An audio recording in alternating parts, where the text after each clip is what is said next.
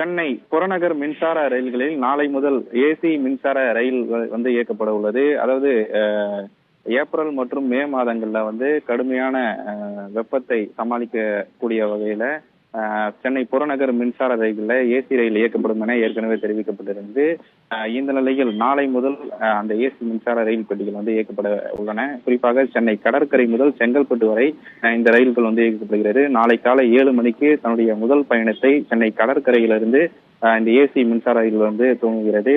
இறுதியாக செங்கல்பட்டு வரை இந்த ஏசி மின்சார ரயில் வந்து இயக்கப்படுகிறது.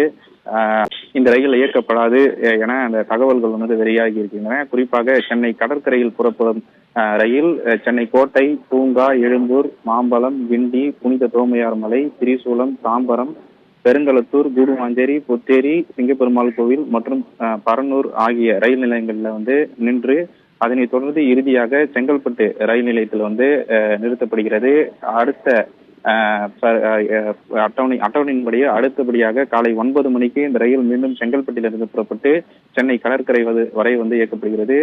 குறிப்பாக நாளை ஒரு நாள் மட்டும் 3 வேளைகளில வந்து இந்த ரயில்கள் வந்து இயக்கப்படுகிறது. காலை 7 மணிக்கு சென்னை கடற்கரையிலும் அதே போல 9 மணிக்கும் அதன் பிறகாக மாலை 5 மணிக்கும் இந்த ரயில்கள் வந்து இயக்கப்பட உள்ளது. அதாவது திங்கள் முதல் சனிக்கிழமை வரை இந்த ரயில்கள் இயக்கப்படும் என ரயில்வே அதிகாரிகள் வந்து தெரிவித்திருக்கிறார்கள். இந்த ஏசி புறநகர் மின்சார ரயில் சேவை தொடங்கப்பட்டால் அது பொதுமக்கள் சென்னை செங்கல்பட்டிலிருந்து சென்னை செல்வதற்கு வசதியாக இருக்கும் என தெரிவித்திருக்கிறார்கள்.